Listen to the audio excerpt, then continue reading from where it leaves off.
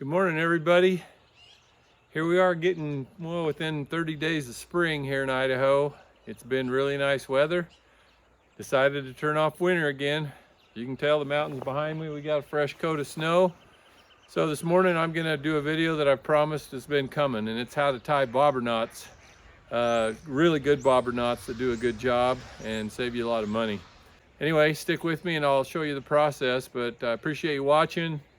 If this video is helpful for you, you know what to do. Like if you do and subscribe if you haven't. Share it and give me some comments about bobber knots or what you like to use. So anyway, appreciate you watching. Let's get into making bobber knots. All right, let me go through the process here. I'll tell you some things I use. So what I'm using here, this is bow serving thread. It's nylon. This one here is a braid type of line. This is just your twisted nylon. Either one will work just fine. Some guys use Kevlar. If you want to spend the extra money, that's great. I just haven't found that it's needed, and these seem to work just fine for me. What I have here is a Griffin threader. You can buy these at a craft store. It's for thread and needles and that sort of thing.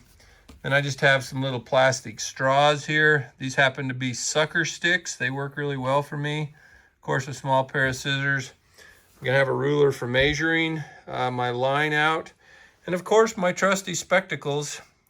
If you're over 40, you know what I'm talking about. Reading glasses are almost a must. So anyway, that's what we're gonna use when it gets down to tying the bobber knot itself. So that thread is very fine. That's a very small tube that we're going to be tying it on, so it may be difficult to see. So what I'm going to do for demonstration purposes is I've got a cardboard tube here. I've got some, it's kind of like parachute cord, and then just a piece of wire to simulate my threader.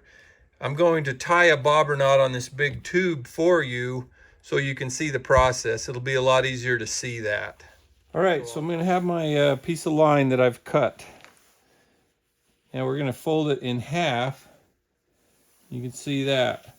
But we don't want it to be the same length on each side. We're going to shorten one up considerably because we're going to wrap around that tube. So you can see I've got this side is going to be shorter. This side here is going to be super long. So what I'm going to do is I'm going to place my line. I'm going to place my line on my tube and put my threader over the top of it. So I got my short tail here and my threader. My long tail is on this side. So what I'm going to do is I'm going to just start wrapping it over itself. So you can see that. I come around. I'm going to put the line over itself. That's 1, 2, 3, 4, 5, 6. I'm going to go one more. 7. Okay. So you can see how I've wrapped it 7 times. There's my short tag end, and here's the end that I was working with. So I'm going to take my tail in and get it out of the way. Then I'm going to put this through my threader. See how I put that through there? And I'm going to pull that back through. So I've pulled that line back through now. So you can see how I've got that knot there. And then what I do is I just tighten this up, and I kind of want these on the same side. So I just pull that around and it finishes up right there.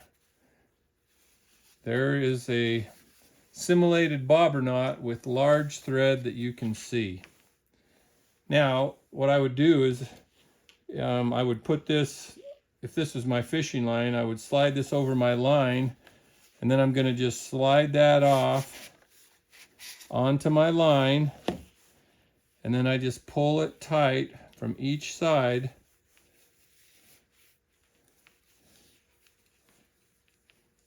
So there it is, and I can wrap this around each hand and get that super duper tight.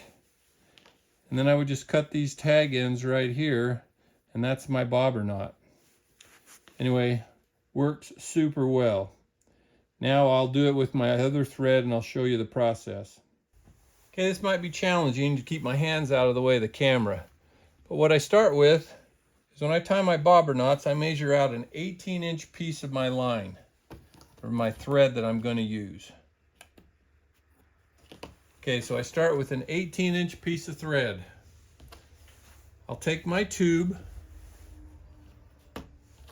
I'll put my Griffin threader over it. Now remember, the working end is going to be much longer than the tail end. So you can see that. Hopefully you can see the difference there, somewhere about in there. So what I do is I just start that over itself. 1, 2, 3, 4, 5, 6, 7. And you hold it, flip that over, take your working end,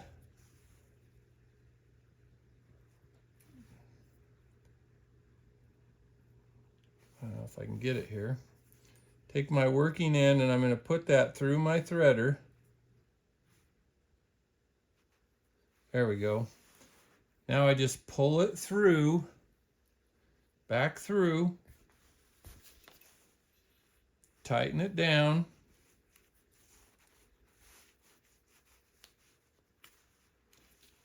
Okay. I'm going to pull that tight.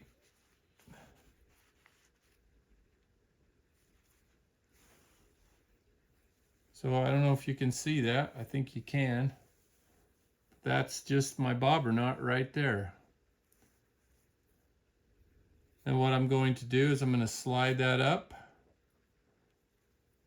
And I'm going to tie another one on there. I'll put 5 bobber knots on here. Okay, I'll show you one more. Just going to pick it up, put my threader over the top,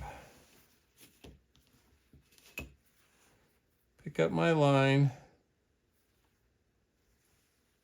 and start wrapping. There's 1, 2, 3, 4, 5, 6, 7. You gotta hold it.